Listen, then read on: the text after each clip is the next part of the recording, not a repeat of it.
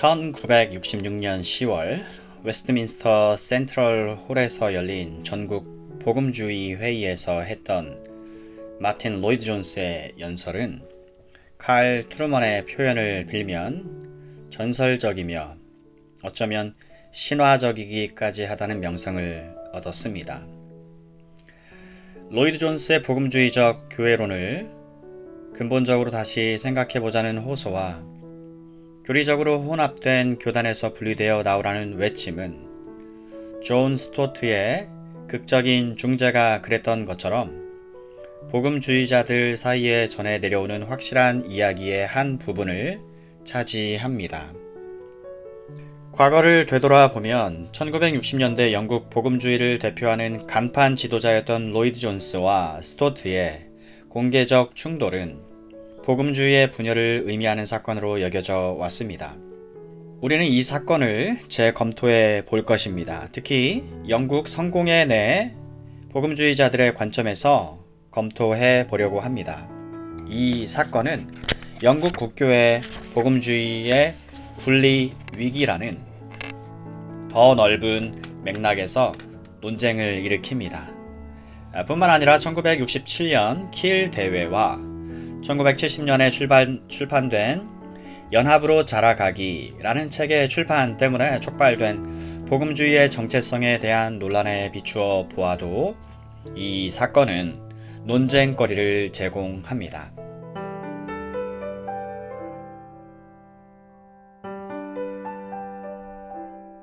성공회 탈퇴자들. 연합을 향한 로이드 존스의 호소에 대한 성공회 복음주의자들의 소란스러운 반응을 이해하려면 먼저 영국 성공회 내에서 몇 해 동안 발전된 탈퇴에 대한 내부 논쟁을 잘 이해해야 합니다. 존 브랜처가 쓴 로이드 존스 전기에는 성공회 탈퇴자가 겨우 2명이었다고 나와 있는데 이 주장은 분명 알렉 모티어, 제임스 패커, 그리고 R.T. 프랑스의 선택적 기억에 의존한 주장이었습니다. 사실 탈퇴자 수는 거의 그 10배에 달했습니다. 1964년, 1974년 사이 복음주의 성직자들은 다양한 형태의 독립을 위해 매년 영국 국교회를 떠났는데 때로는 겨우 몇 달 사이에 2-3명이 떠나기도 했습니다. 이런 상황은 성공의 탈퇴 위기라고 부르기에도 지나침이 없는 상황이었습니다. 이렇게 성공회를 떠난 옛 성공회 성직자들 일부는 로이드 존스에게서 개인적 격려를 받았고 때때로 로이드 존스는 이들이 새로운 목회를 시작하는 취임식에서 설교 기도했습니다. 복음주의적 관점에서 보면 국교회 내에서 일어난 변화들에 대해 실망할 여러 이유가 있었습니다. 1963년 존 로빈슨 주교는 Honest to God, 하나님께 정직이라는 책을 출판하므로 복음주의 여론을 분개시켰는데 성공의 고위 성직자들은 로빈슨을 훈계하기보다 오히려 칭찬했습니다. 1964년 의회는 복음주의에 일치된 반대운동에도 불구하고 미사복과 돌판을 합법화했습니다.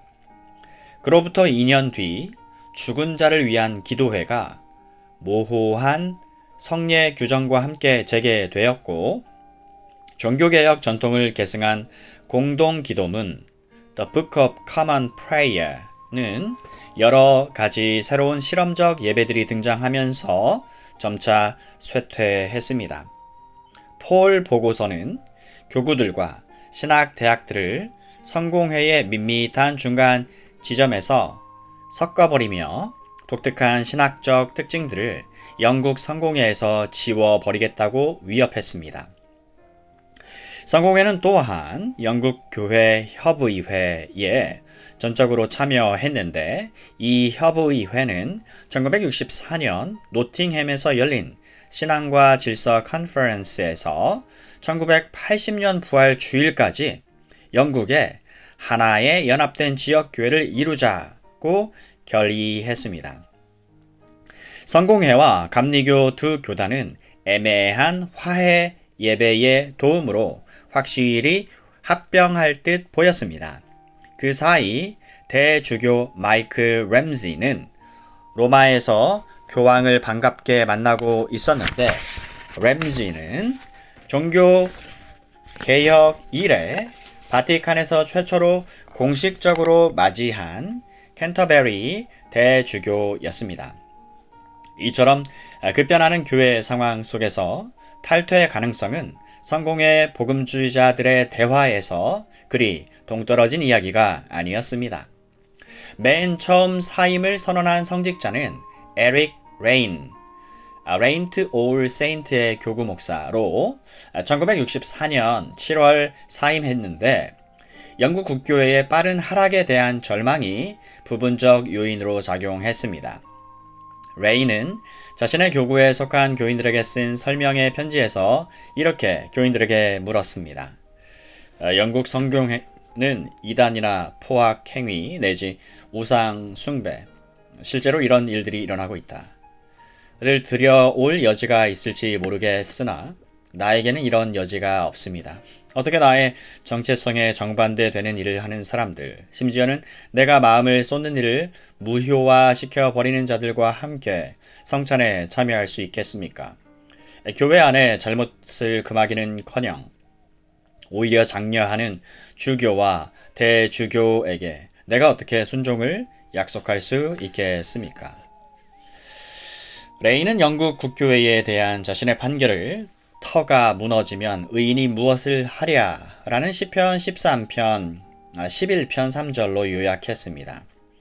비록 레이먼드 존스턴과 같은 일부 성공의 교인들은 레인의 용기와 정직함을 높이 샀지만, 어떤 사람들은 국교 안에 복음주의가 미치는 영향이 희석됨을 경고했습니다. 예를 들어 마이클 큘리만스, 버몬지의 젊은 평신도 독자는 이렇게 경고했습니다. 만약 레인 목사님과 같은 영향력이 있는 복음주의자들이 비국교도라는 변방으로 빠지면 복음주의가 뻗어나갈 능력과 영향력을 잃을 것은 불가피할 것입니다. 이렇게 되면 교구 안에 남아있는 평신도들을 인도해줄 하나님의 목소리는 거의 없을 것이고, 복음의 대의는 매우 심각한 타격을 입게 될 것입니다. 레인은 이런 태도가 전형적인 성공의 거만함이라고 생각을 했고, 나는 주를 따라 로마로 떠내려 가느니 차라리 변방에서 성경의 나침반을 따라 항해하겠다고 단언했습니다. 한편 허버트 카스는 아슬아슬한 고비에 서 있었습니다. 카스는 케임브리지에 있는 세인트 바울 교회의 교구 목사였습니다. 교구 밖에서도 컨퍼런스 강연자로 가스펠 매거진의 작가이자 편집자로 넓은 사역을 펼치고 있었습니다. 카슨과 영국 국교회의 관계의 변화가 온 계기는 1962년 7월에 복음주의 도서관에서 했던 로이드 존스의 연간 강의였습니다.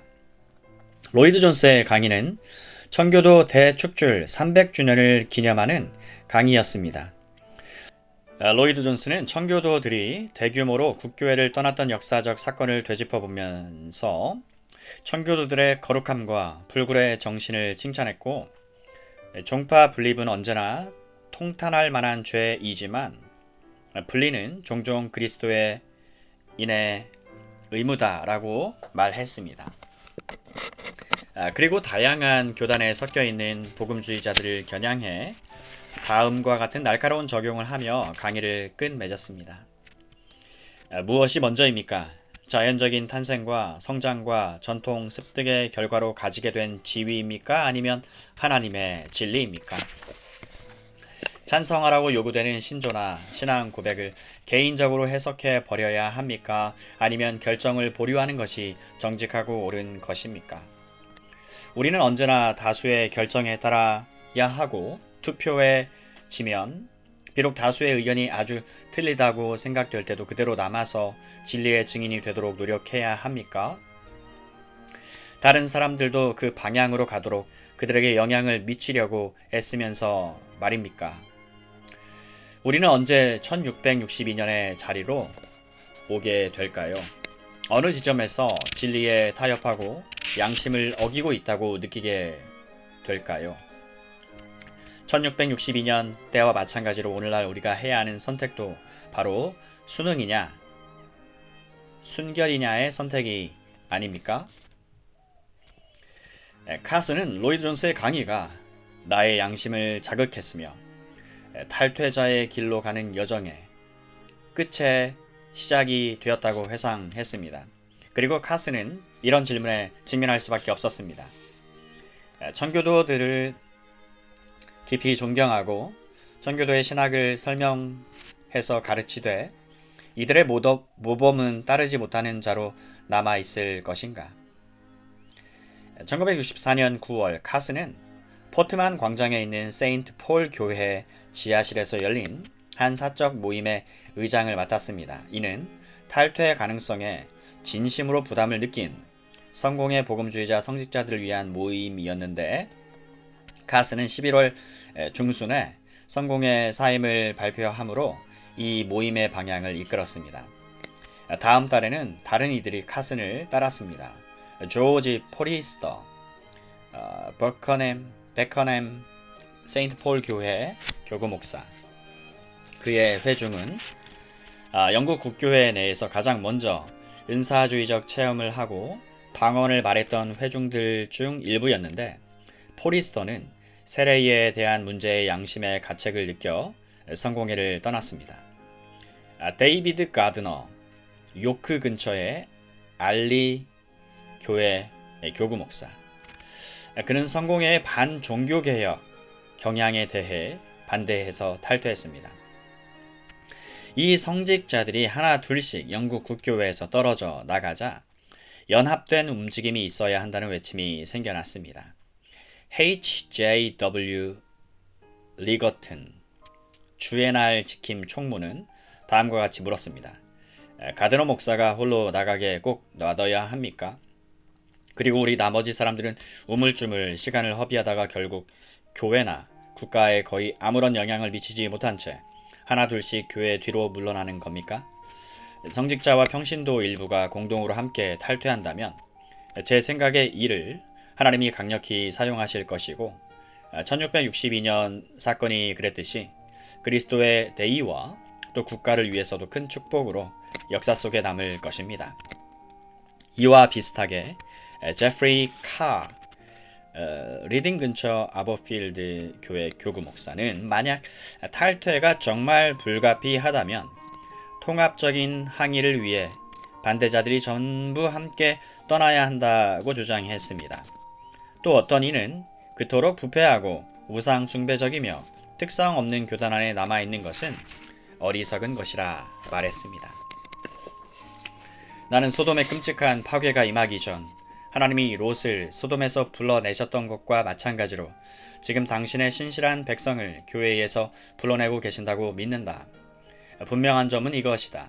믿지 않는 자들과 멍에를 함께 매지 말라. 그렇다. 나오라. 메큐메니컬 운동이라는 광야의 여정을 겪게. 로마로 향해 걸어가게.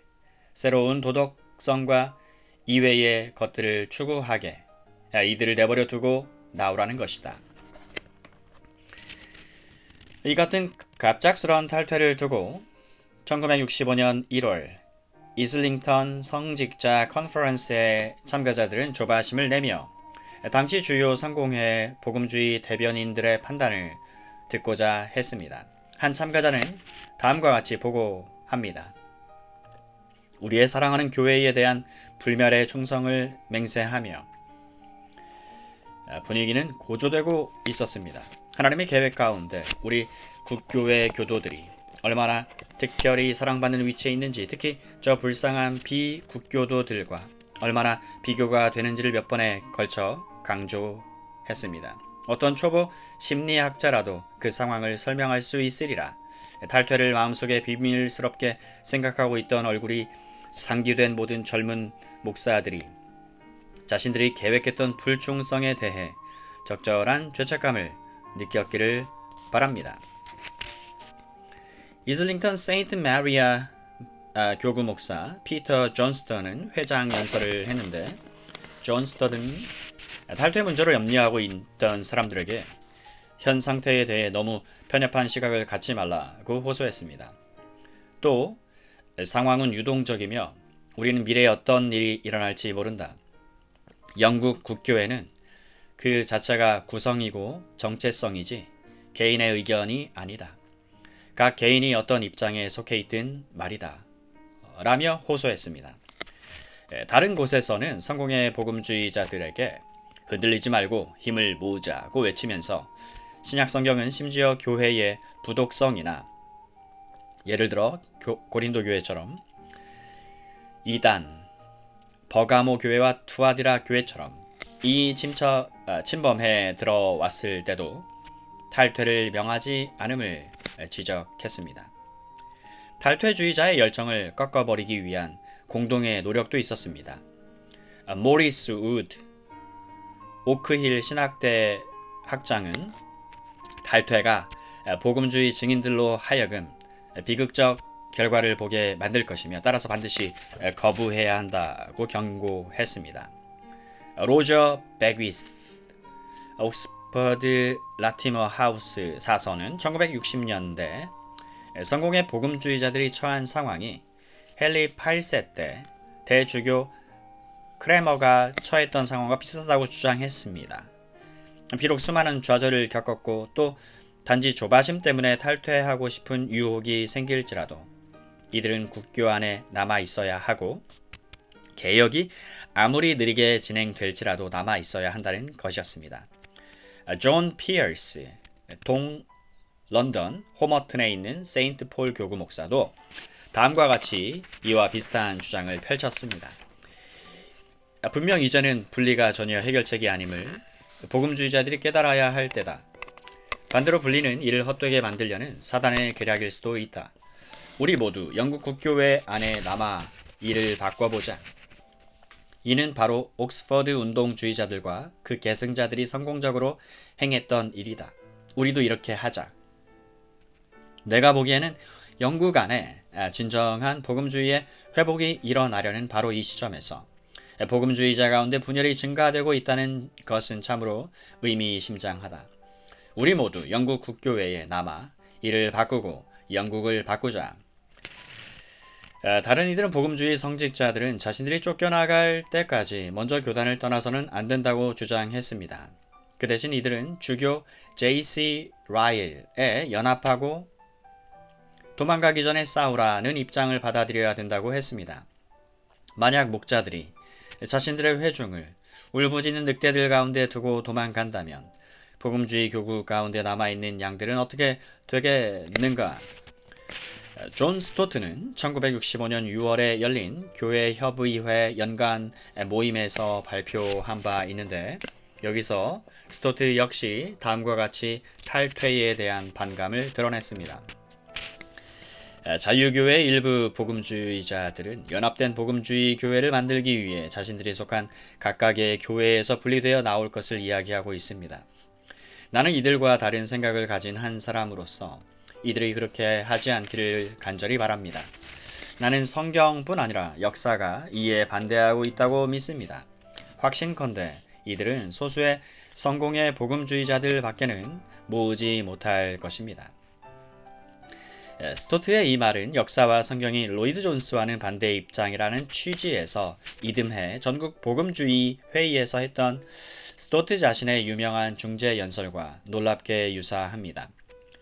이를 통해 우리는 비록 스토트가 그 자리에서 로이드 존스 박사에게 반박할 계획이 없었을지 모르지만 그렇다고 해서 스토트의 말이 완전 즉흥적인 것은 아니었음을 알 수 있습니다. 여전히 탈퇴는 계속되었습니다.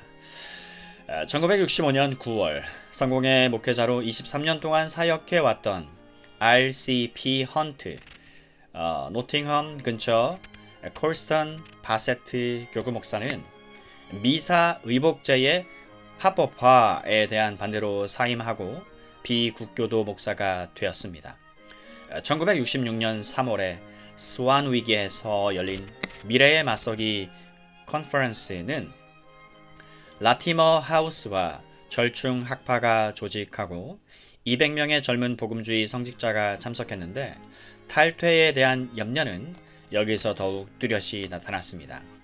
조지 마천트, 더럼의 세인트 니콜라스 교구 목사와 제임스 패커, 라티머 하우스의 총감독이 발표한 논문의 가장 중요한 주제는 고립이 아닌 참여와 타협 없는 협동이었습니다.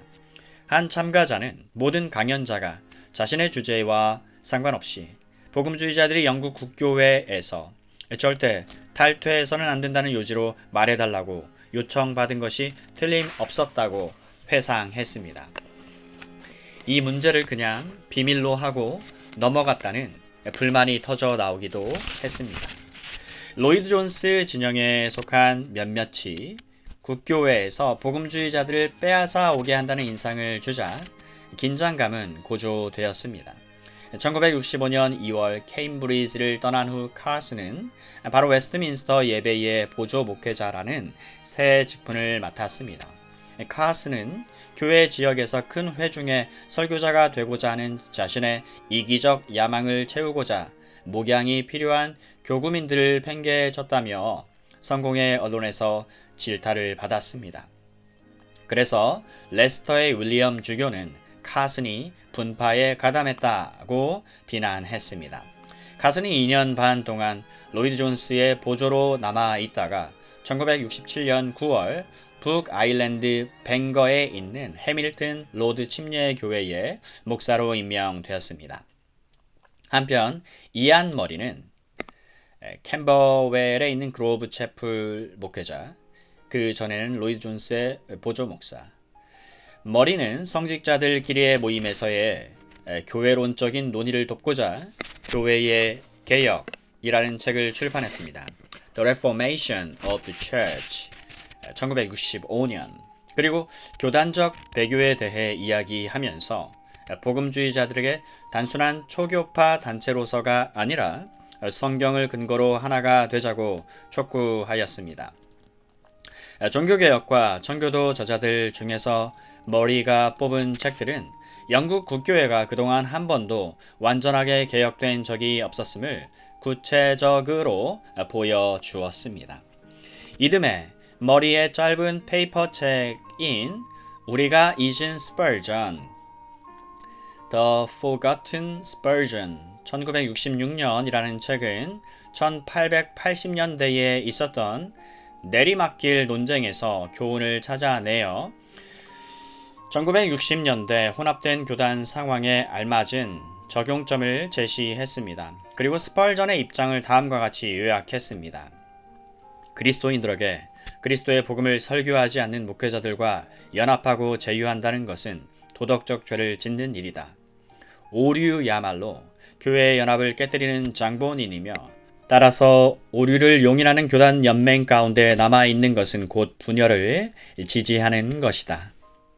이안 머리는 또한 스펄전이 라일에게 국교회의 부패에서 나오라고 도전했던 글을 다시 출판했는데 이 일은 로이드 존스가 존 스토트를 비판했던 일과 일맥상통하는 의미심장한 빅토리아 시대 사건이었습니다.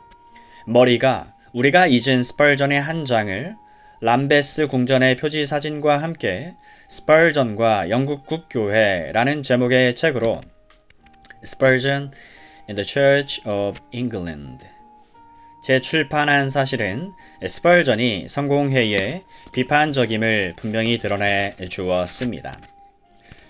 전국 복음주의 회의. 이와 같은 상황에서 로이드 존스가 1966년 10월 전국 복음주의 회의에서 했던 연설은 폭발적일 수밖에 없었습니다. 로이드 존스는 이미 자신의 견해를 복음주의 동맹 연합 위원회에 제시한 바 있었고 공개 토론 회의에서 이 견해를 다시 설명해 달라는 요청을 받은 바 있었습니다. 하지만 이안 머리는 이를 조직한 사람들이 박사의 견해를 개인적으로 듣는 것과 같은 견해를 중앙홀에서 설교로 듣는 것의 차이를 지나치게 과소평가했다고 보았습니다. 크루세이드 잡지는 로이드 존스가 복음주의 연합이라는 비전에 대한 마음의 부담을 벗어버렸다고 보고했습니다. 또 어떤 이는 자신이 본 바를 묘사하기를 로이드 존스가 도전을 포기한 일은 루터적인 행동으로 이는 위대한 비텐베르그 종교개혁자를 연상시킨다고 했습니다. 제임스 패커는 로이드 존스가 기회주의적 본능을 최대한 발휘했고 최대한의 노력을 기울여 자신의 견해를 호소했다고 말하며 그렇게 해달라고 부탁을 받았을 거라고 믿었습니다. 로이드 존스가 한 연설의 핵심은 복음주의자들의 영적 연합에 걸맞은 가시적인 연합이 있어야 된다는 호소였습니다. 로이드 존스는 복음주의자들이 분열되어 있고 여러 주요 교단 속에 연약하고 영향력 없는 모습으로 흩어져 있다는 사실에 애통해했습니다. 성공회와 장로교 그리고 회중교회 신도들은 종종 자신들의 교단이 각각 39개 신조, 웨스트민스터 신앙고백, 사보이 선언에 입각해서 보면 구조적으로 복음주의적이라고 주장했지만 사실상 종이교회에 지나지 않았습니다. 왜냐하면 대부분의 교인들이 이런 교리적 토대를 이제 거부했기 때문이었습니다. 이런 결과에도 불구하고 로이드 존스는 1960년대에 세계 기독교적 혼란이 신약 성경에 따라 복음주의적 교회론을 재검토할 수 있는 아주 훌륭한 기회를 제공해 주었다고 주장했습니다. 로이드 존스는 다음과 같이 호소했습니다. 여러분과 저는 복음주의자입니다. 우리는 신앙의 본질에 대해 동의하지만 아직 분열되어 있습니다. 우리가 이런 식으로 종종 열리는 컨퍼런스를 통해서 만나는 것을 저는 알고 있습니다. 하지만 대부분의 시간을 우리는 따로 떨어져 보내며 구원의 본질적 내용에 대해 부인하고 반대하는 사람들과 연합하며 협력하고 있습니다. 우리는 이 사람들과 함께 시간을 보냅니다. 그리고 가시적으로 이들과 연합되어 있습니다. 자, 이런 것을 저는 죄라고 말하겠습니다. 저는 진정으로 중요한 모든 것에 대해 동의하는 우리가 분열되어 있다는 것, 삶의 중요한 방침에서 분열되어 있고 또 많은 시간을 서로 떨어져 보내는 것, 이것이 바로 다름 아닌 분열이라는 죄를 짓는 것이라고 말하겠습니다. 우리는 참으로 이 문제에 아주 긴박하게 대응해야 합니다. 따라서 오늘 저녁 여기 있는 복음주의자 여러분께 호소합니다. 우리가 하나 될 수 없는 이유가 무엇입니까? 로이드 존스는 혼합된 교단에 속해 있는 사람들을 모순적인 입장에 처한 사람들로 묘사했습니다. 왜냐하면 이들은 종종 자신이 속한 교회가 내린 결정에서 거리를 두지 않으면 안 되었기 때문입니다. 로이드 존스는 다음과 같은 질문을 던졌습니다. 새로운 일을 할 수 있는 이런 새로운 기회, 그리고 제가 보기에는 하나님이 주신 기회가 여기 있는데 그럼에도 불구하고 지금 이대로 이 자리에 머물러야 하는 설득력 있는 이유가 있습니까? 변화를 거절하고 거부해야 할 이유가 무엇입니까? 거꾸로 묻겠습니다. 우리가 가끔이 아닌 언제나 함께 모여야 한다는 외침이 들리지 않습니까? 제 시간을 저의 형제들과 거의 함께 보내지 못하는 것이 저에게는 큰 슬픔입니다. 저는 저의 모든 시간을 그들과 함께 보내고 싶습니다. 저는 에큐메니컬주의를 지지합니다. 복음주의적 세계의 기독교 말입니다. 로이드 존스는 복음주의자들이 신앙의 본질을 거부한 교회 위에 복을 내려주시라고 하나님께 요청할 권리는 없다고 선포했습니다. 하지만 만약 이들이 함께 선다면 성령이 강력한 부흥과 재각성으로 임하실 것이라는 기대가 있다고 주장했습니다. 로이드 존스는 다음과 같이 결론을 맺었습니다. 친애하는 여러분, 우리는 굉장한 시대에 살고 있습니다. 우리는 역사의 커다란 전환점이 되는 한 시대에 살고 있습니다. 이미 말했지만 또다시 말하고 싶은 것은 16세기 이래로 이와 같은 일은 한 번도 일어나지 않았다는 것입니다. 지금은 영광스러운 기회의 때입니다. 누가 압니까? 에큐메니컬 운동이 우리로 하여금 우리의 문제를 운동 수준에서뿐만 아니라 교회적 차원에서 직면할 수 있게 해준 것에 대해, 그리고 우리가 이로 말미암아 복음주의 교회 연합이나 협회를 이루어 진정으로 하나가 되게 해준 점에 대해 우리는 하나님께 감사하게 될지도 모릅니다. 하나님이 그 날을 앞당겨 주시기를 바랍니다. 그날 밤의 흥분이 아직 끝나지 않을 때였습니다. 스토트는 마무리 찬송가를 말해주기 위해 일어났고 불쑥 이런 말을 던졌습니다. 나는 이 감동적인 연설 후에 아무도 경솔한 판단을 하지 않기를 바랍니다. 우리는 여기서 이 문제에 대해 논쟁하기 위해 모였습니다. 나는 역사 속에서 다른 사람들이 이미 바로 이 일을 시도했다는 점에서 볼 때, 즉 로이드 존스가 주장하는 이 일, 역사가 존스 박사의 입장에 반대한다고 생각합니다. 그리고 성경 속에 남은 자들이 교회 밖에 있는 게 아니라 교회 안에 있었음을 볼 때 나는 성경 또한 로이드 존스 입장에 반대한다고 생각합니다. 이 앞머리는 스토트가 이렇게 끼어든 일을 참으로 깜짝 놀랄 만한 사건으로 묘사했습니다. 비록 후에 스토트가 자신의 의장 직분을 남용한 것에 대해 로이드 존스에게 사과하기는 했지만 상황은 이제 양극화되었고 불화는 더 이상 무시될 수 없었습니다. 로이드 존스의 연설에 대한 언론의 보도는 상황을 더 악화시켰습니다. 예를 들어 데이비드 윈터 복음주의 동맹 편집 비서는 로이드 존스의 연설을 복음주의자들에게 자신의 교단을 떠나 복음주의 연합교회에 가입하라고 한 설득력 있는 호소였다고 요약했습니다. 이 말은 자주 반복되었는데 두 가지 중요한 실수를 담고 있습니다. 하나는 사실에 대한 오류, 로이드 존스가 복음주의 연합교회를 세우기 원했다는 점이고, 또 다른 하나는 강조의 오류였습니다. 로이드 존스가 강조한 점이 탈퇴였다는 점. 윈터는 자신의 부주의한 기사에 대한 잘못을 인정했지만 이 글 이후로 이런 엉성한 보도는 계속 돌았습니다. 로이드 존스의 친구들이 이 오해를 막기 위해 노력해도 소용없었습니다. 리스 사무엘은 로이드 존스가 또 다른 교단을 만들자고 했던 것이 아니라 복음주의 회중의 지역 단위 교제 모임을 만들자고 한 것이었다고 재빠르게 강조했습니다. 제임스 패커는 이러한 모임은 사실상으로는 새롭고 느슨한 조직을 가진 무교단성을 표방하는 교단이라고 묘사했습니다. 그리고서 이 둘의 차이점이 무언지 물었습니다. 어떠한 청사진도 제시되지는 않았습니다. 패커는 이후에 로이드 존스의 현실감 없음과 계획 없는 일련의 말에 불만을 토로했습니다. 그리고 로이드 존스가 성공의 복음주의자들에 대한 선지자적인 비판과 더불어서 분열을 촉구하는 몸짓을 한 것이었을 뿐이지 이 몸짓이 성공해서 효과를 거두는 데는 별 관심이 없었던 것은 아닌지 의아하게 생각했습니다. 앨리스터 맥그라스도 이와 같은 패커의 해석과 동일하게 해석을 합니다. 우리는 로이드 존스가 이 연설을 통해 무엇을 이루고자 의도했는지 절대로 모를 것이다.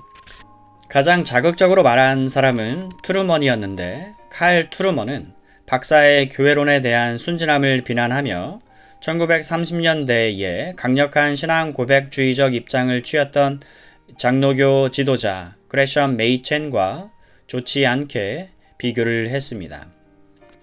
트루먼의 견해로는 비록 나오라는 외침이 정당한 것이기는 해도 성공회에 대한 로이드 존스의 애매모호한 대안은 비교회적이고 신앙 고백이 없는 재앙이었다. 그럼에도 불구하고 로이드 존스의 본 연설을 들었던 사람 중 한 명인 고든 머리는, 즉 성공회 성직자이고 1965년부터 잉글리시 처치맨의 편집자 고든 머리는 청사진이 없다는 사실이 로이드 존스의 호소를 냉담하게 거부할 이유가 되지는 않는다고 주장했습니다.